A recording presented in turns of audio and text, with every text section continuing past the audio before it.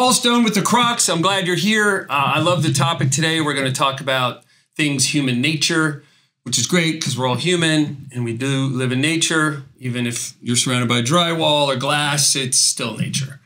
And I wanted to, now that the noise has died down on the past mayoral election in New York City, just to take a look at people, not really the election so much. And there's some great comparables, right? Because we're going to look at Trump, Mamdani, Sliwa, and, the candidate that never could have been, right? Which is Cuomo. So we're going to look at these parts. We're going to look at the voters, right? We're going to look at the examples we could see on which approach, again, human nature, we're not really trying to look at the election itself, but us, right? We want to look more at us. Thomas Jefferson says, we get the government we deserve. And I think a big part of that, though, especially today, because there's much more dynamic forces at play in the visualization, messaging, as well as audio. We're much more crafty, perhaps, in how we talk. Or, when Thomas Jefferson was around, they had just invented newspapers. And so there was a lot of just talking from a stump. That's why they call it a stump speech. A candidate would get up and stand on a box or a stump somewhere in the middle of, some pasture, invite all the townsfolk, kind of somewhere like Trump's rallies, outdoor rallies, and talk, and talk mostly about what they were all about. They didn't have the analysis, the psychological analysis to look at all the different things that drive people. They were more of people, right? They also didn't need all that so much because they were in tune and in touch with the world around them more. They didn't have so many distractions. So when we look at Sliwa first, he endears himself to New York City because when Giuliani was in charge, when it was Giuliani's New York, this is the sad part about the campaign Sliwa just ran, is I think he still thought it was Giuliani's New York. But people fell in love. It was a bit controversial with Sliwa because he started the Guardian Angels, right? Crime is rampant. This is decades ago. And the New York City police are just struggling to either get on top of crime, or it was the laws that were soft, perhaps, on crime, and it got out of hand. So there could have been no one that started the Guardian Angels, but it was someone, and it was Sliwa, and that's why he wears the red beret. So New York has a soft spot in its heart for Sliwa. Most people do. They were assistant, little Guardian Angel army that roamed around the different boroughs, protecting people who were in New York from criminals, from crime, from muggings and beatings and breaking into stores and that sort of thing. So they filled in for where the police couldn't. But like I said, in his campaign, he missed the moment. If we were going to call this subtitle of what we're talking about right now, he missed the moment. And was it lack of courage to come out of the box? I kind of think in sports, how bad do you want it? In basketball, hockey, football, you have to go through the obstacles to get to what you want. You either want to get close to the net, right? So that increases your chances of getting the ball to score. So you have to go through defenders. In football, obviously, you have to get to a piece of territory on the field, and you have to go through. If you're a running back, receiver, you have to get through stuff. So you have to want it bad. You have to be willing to take some hits to get what you want. And what you want lies, like my saying, it always lies on the other side of fear. So it could be a little arrogant that Sliwa thought he could trade on the good nature, his good name, and people remember him from 30 years ago. But that skips over the youth.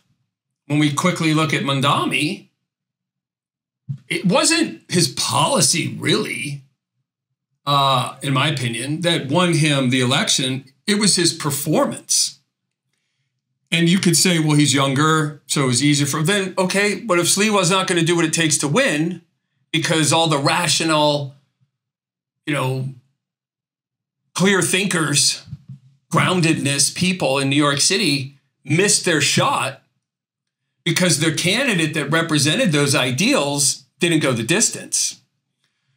So he either thought, and what's with the red beret? I mean, when you want to talk about connecting with folks, it's not that he wants to hide something that's really important to him, but you certainly want to get past the obstacles that would stand in your way of connecting. You want to connect with that net. You want to connect with, in hockey, you know, the net. You want to connect in soccer with the net. In football, you want to be in the end zone. To get there, you're going to have to be flexible, crafty. You're going to have to go for it. And, you know, I love the guy. I do. I mean, could you imagine what New York City would be getting, how it would be treated for the next 4 years if he had won? Cuomo's the one that should have dropped out, not Sliwa. Again, when you look at Mamdani's campaign, he's connecting with the youth. He's using social media. You know, when Trump, and he was doing his rallies, and the reason we point to Trump is, didn't he win all the blue states, the swing states they're called? They don't swing too often, by the way. And they rarely all swing for the same side. And they only swing if they go red. So they're typically blue states, Wisconsin, Michigan, Pennsylvania, Virginia. Obviously, you can see my home state, where its heart lies. They want blue governors. Thank God, they had a change of pace for the last many years, because when COVID and parents were losing their rights over what their children experienced when they went to school, there were so many challenges that seemed to attempting to supersede parents' rights. That teachers could say what happens to kids once they're there, or keep parents from understanding what the kid's day was like or what the policies were going to be. You know, there's some of that sickness in California where if a child wants to go, if Andy wants to go by Abigail, they'll start calling Andy Abigail in school and they won't tell the parents. Now, I could understand if the school wanted to have that policy of, okay, we're going to call Andy Abigail, he's young, or she's young, or whatever the pronouns are supposed to be, so sickening, maddening. But you got to tell the parents. I mean, there has to be loyalty. There has to be some honesty. There's got to be some ethic. You know, without ethics and principles, you don't have anything, which is a lot of what we're seeing today. So it wasn't necessarily that Mamdani, he went for it. You come out and say you're a communist, socialist, whatever he's calling himself, he's going for it. And in sales, you got to be willing to risk the sale many times to get it. If you try to cower up to a sale that's, maybe it's a big ticket item or it's a huge investment, and especially if you're doing this, over the phone, which a lot of politicians can show up in front of you, but they're not in your living room. They're showing up in front of you. They could be on a TV screen, a device. You might hear them on the radio. But even if you're seeing them, they're not in your living room. So in many ways, a sale, especially over the phone, telemarketing type, you don't have that leverage of sitting in someone's living room and, you don't have that physical presence. And you got to be willing to risk the sale many times to win it. And that's where Mamdani did. In a way, he just went for it. Maybe he didn't even care if he won or he lost. That's a little bit like Trump, too. In the first election, I think he was kind of shocked that he ended up running the gauntlet and becoming the Republican choice for candidate for the White House back in 2016. So I think we can all agree he was a bit shocked. I mean, it was a shot, bombastic billionaire with a TV show,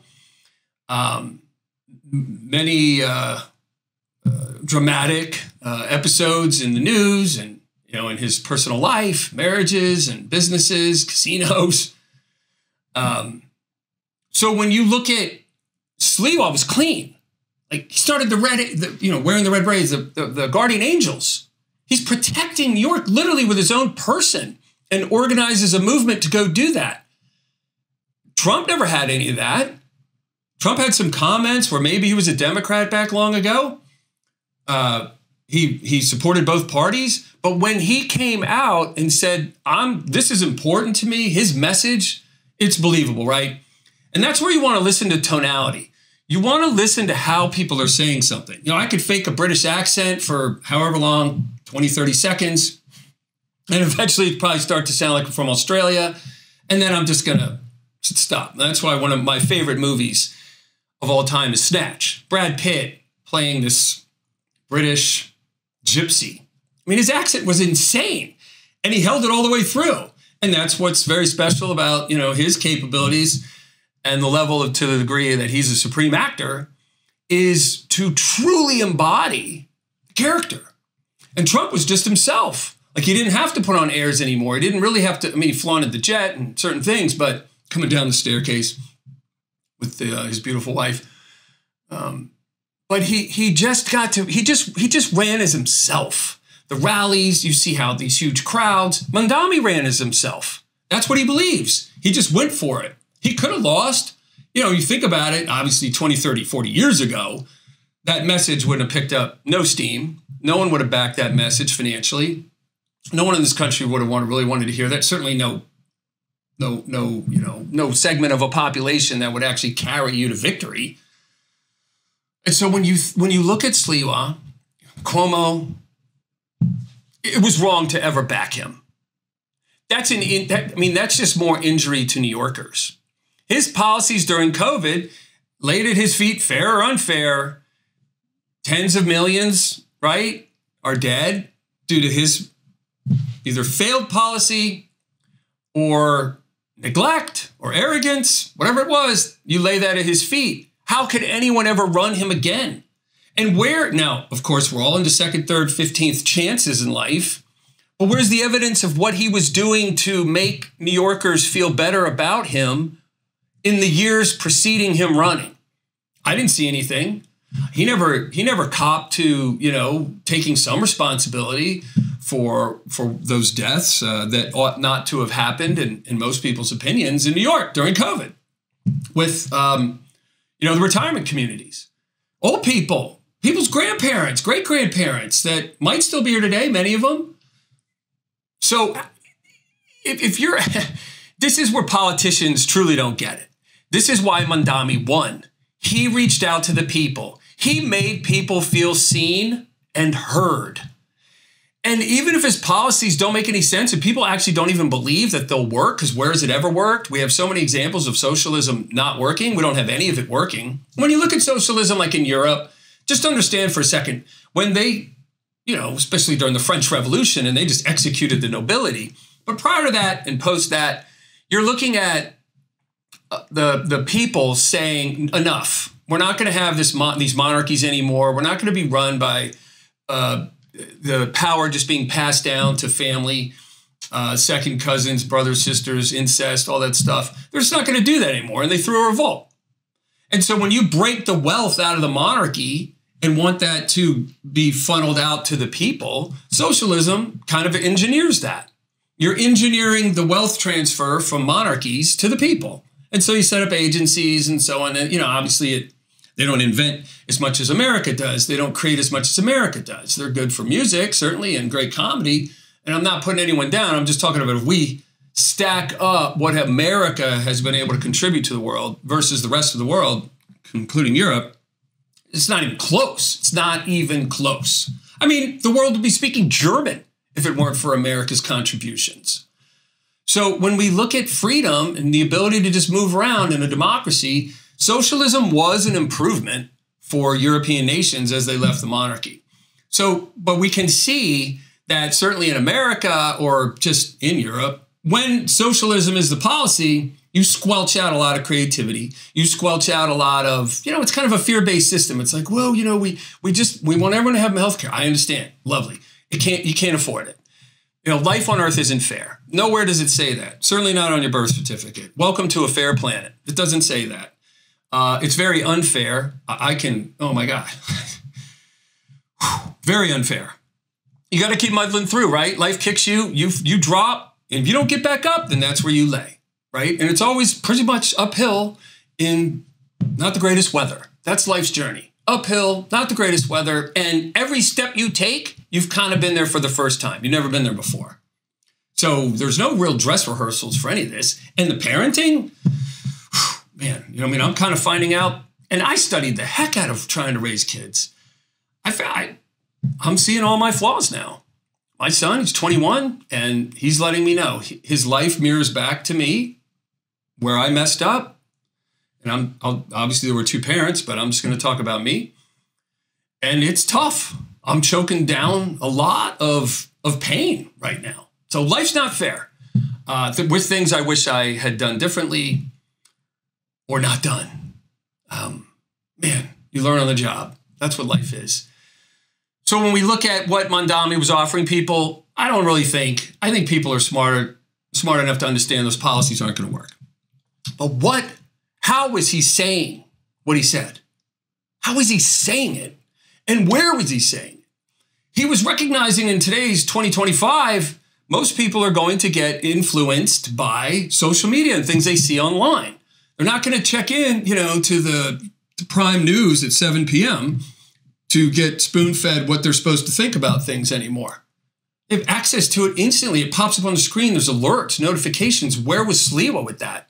His attempts at social media, my understanding, is 1% engagement on Twitter. And his ads, they seem like cable news ads. And so, again, this isn't to put anyone down. What it is to hope that at least Stefanik can turn that state red. That's a hope. And some of you watching this are already just turning it off. But that's a hope because Mamdani's policies aren't going to work.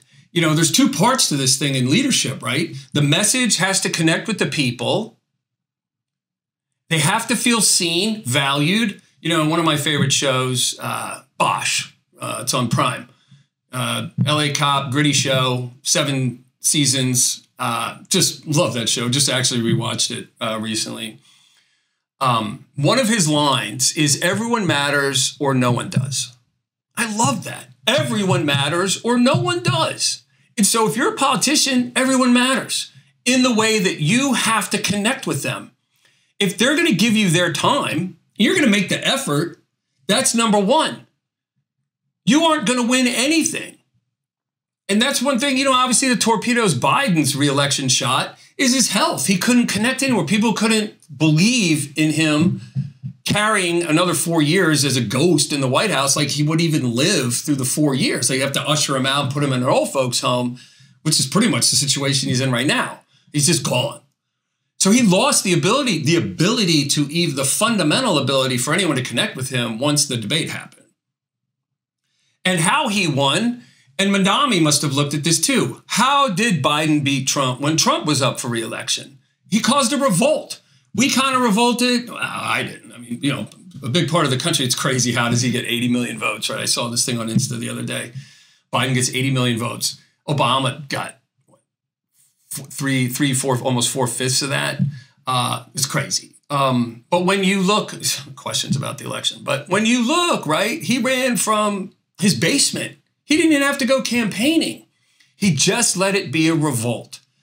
So what are New Yorkers complaining about? Sliwa missed this. They're complaining about inaffordability. And if you boil that down, what is that really? It means that no one can have any peace. If I say anything useful to anybody my whole life on any of these pods, by design, how could anyone be happy? Truly, instead of a feeling, but a place, a disposition of joy or happiness, peace. It's like making bread without, dough. I guess an ingredient, yeast, salt. There's ingredients that go into making stuff. Everything's blocks stacked up on each other. So if you thought, how would I ever be at the place of joy and happiness? Peace has to be there. You can't have bees buzzing around your head everywhere you go. That's a distraction. If you can't pay your bills, you can't be at peace because your mind is scattered and it can't. Most people probably work for a salaried job, hourly. your pay for the year is prescribed. You know what you're going to make. You're not going to make more than that. That's why I always loved sales. I have the ability to make a lot more than a salaried or an hourly wage. And I don't want to be told what I'm going to make. You're putting me in a box. So you're going to get $58,000 a year or $116,000 a year.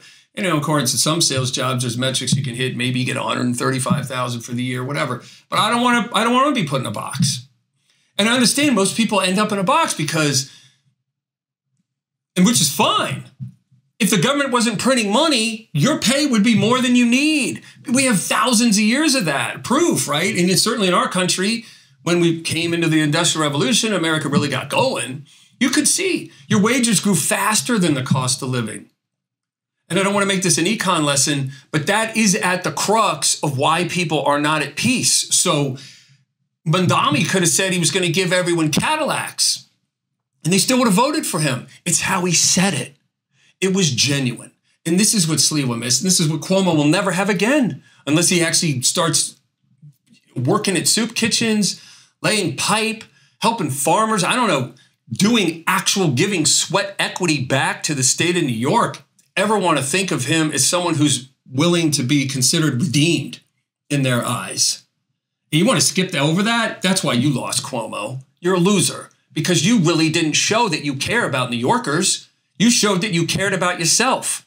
Sliwa definitely cares about New Yorkers, but for some reason, hubris, arrogance, fear. I boil it down to fear. Fear is at the core. You're not going to go for it. You're afraid. And that's okay. I'm not calling anyone chicken, but Mamdani went for it. And you got to be proud just on a humanistic level of what he accomplished. One human's just watching another human. He went for it. He went for it in the heart, the Empire State of what really, is one of the central gears to the American economy, the machine, the history of America. George Washington, right? This is an epic place on the earth. Its contributions, its victories, its sacrifices, 9/11, things it's overcome. I got to say, my impression, and then this is like Ford Fairlane back in the 80s, 90s, he's talking about New Yorkers. He made it seem like they were very rude. I've spent a ton of time in New York, not from there. I have to suggest people not apologize so often. It's one of the sweetest. The people are sweet, kind. They're always looking out for how they might be inconveniencing you, or I don't know. They just seem to be thinking of others a lot more than they seem to think of themselves. And from the outside the fishbowl, that conflicts with how I grew up thinking of New York. Totally wrong. And I've experienced, many different slices of New York in my times there. I get to go there often. Love New York.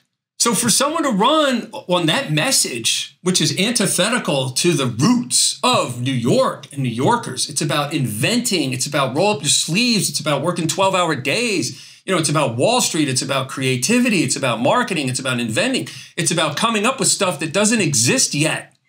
That's New York, the Empire State. So you got to think, well, yeah, how could someone, because he connected. Human nature. Everyone matters or no one does. My line from Bosch. He ran a campaign where he reflected that he heard what the suffering was about. That if you can't afford stuff, then he'll make it free. It's not going to work. But he's the one who won the victory, right? He won the Super Bowl. In politics, there's, I guess there's many practices, the campaigning, and then there's one game for all the marbles. When you look again at Trump, this is like, a 70-year-old. He went on Theo Von, and his online engagement went up 37%. When he went small donors, once he started tapping the social media platform, maybe Elon Musk was in his ear, but he took advice. And this is another piece. If you're going to go for it, you've got to have an open mind. You have to be willing to self-correct. When that running back hits what he thinks is a hole, he gets the ball handed to him. All of a sudden, the hole closes. You see them dance. That's the brilliance. Running backs aren't known for just running straight. They don't weigh 600 pounds and you can't stop them. They have to dance. They have to be creative. They have to be flexible. They have to live in the moment. Trump, when he ran, he's like, I'm not going to go down as a one-termer. I'm not going to be in the, in the category of Carter and Bush. I'm not going to be a one-termer. He had court cases against him. Silliness in New York, convicted him of 37 felonies. What court case aren't you told what you're charged with before the case starts, right? The jury was told what he was charged with when the case was over. Ridiculous. But he overcame all of that. And yes, a couple of assassinations on his life. He had no quit. He did not pivot. He just stayed him. There's another great saying, just be you because everyone else is taken. Mamdani was just being him. Sliwa was also just being him. But if you're going to put yourself in a contest, and if you think lives are on the line or fortunes are on the line or people's livelihoods, you want to try to provide them, especially in New York, peace, the ability to afford things. If you're going to spend anyone's money, you're going to take up anyone's time, you've got to be going for it. And that means you got to be flexible. You got to have an open mind. You can't come with some old script. Drop the beret. Connect with people. Dropping the beret, Curtis, would have shown that you recognize modern day times. That you could have worn it, put it on once in a while during some rallies. But you got to understand, no one's going to give you something today for what you did years ago. But you're getting a shot at winning their hearts and minds today because of what you did years ago, decades ago. You were the candidate to win it all. You could have been the change agent, but you didn't change. And that's why you aren't headed to the mayor's office in January. Cuomo never had a shot. For everyone backing Cuomo, to me, that's cowardice. You're saying, well, he's got the bigger name. He can raise more money. That's ridiculous. I mean, it's fine. He did, right? But for the voters, that's what you want to shove in front of people? Compared to someone who, it doesn't matter how old really Mamdani was. He had the ability to connect with his people. Just like Trump winning blue states that swung red because he went out and met them. He went into the factories. Yes, he worked at the drive-thru. Yes, I guess for a minute he was tossing trash in a garbage truck. And those were just symbols. Did Cuomo do any of that? Sliwa? Again, not to shame anyone, put anyone down. There's enough of that. And lastly, I'll say this. For anyone young, right? You're coming into the world, you're seeing adults and how they behave. They're shaming each other. They're putting each other down. They're attacking everyone over their ideas. Ideas are silly. I mean, there's some evidence, right? So if we threw socialism into a court of law and you had to find, you're in the jury box and you had to find them guilty or innocent of misrepresentation for success, when the evidence comes in, evidence, not theories, right? When you're looking at the videotape, the forensics, you play back the tapes of people trying, governments, countries trying socialism in the past, it didn't work. If your goals are freedom and peace, which is what the Constitution provided us, because the people who wrote that came from a place where it wasn't working. And they got a taste. There was nothing here. They got a taste of being left alone. They got a taste of how life actually works. Governments don't deliver much. They definitely don't deliver happiness and joy and peace. They just grow and grow and grow and grow until there's no space left for peace and joy, which is what you want to relate to, which is what you want to be of. That's why America is such a unique spot. That's why the Empire State holds such a very special and dear place to the formulation and the success story that America once was. It is not successful anymore. It's living today off printed money. It's living off artificial money. When New York State borrows money, that money isn't coming out of like the Iron Bank, like in the Game of Thrones, that they just go to the little secret location where the gold is stored and they give you some of their money. Money actually changes hands. The money's created out of thin air when the documents are signed. Banks can print money too. Clinton put that into motion. It was a great idea, but he thought, how can we have people that don't have perfect credit own homes? If they own homes, they earn the ground they're sleeping over, right? They're gonna invest in their communities. Their towns will be better. It's a great idea. It's true. It's just that getting there created a falsehood. He said, banks, you can loan 10 times the amount of money you're sitting on. So you now flood a commodity, right? Real estate, anything limited in a way, it could be considered like a commodity. Peace is definitely a commodity, very precious one. And once you have it, right? How interested would you be in disturbing it? Not very.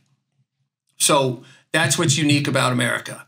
We were at peace long ago and for a long time. Government's grown so big, they think they need to get into the problem-solving business where we used to do all that, and they just ruin things. They make it worse.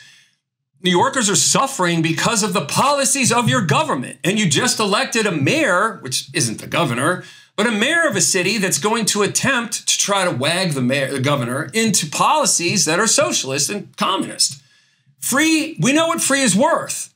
It's garbage.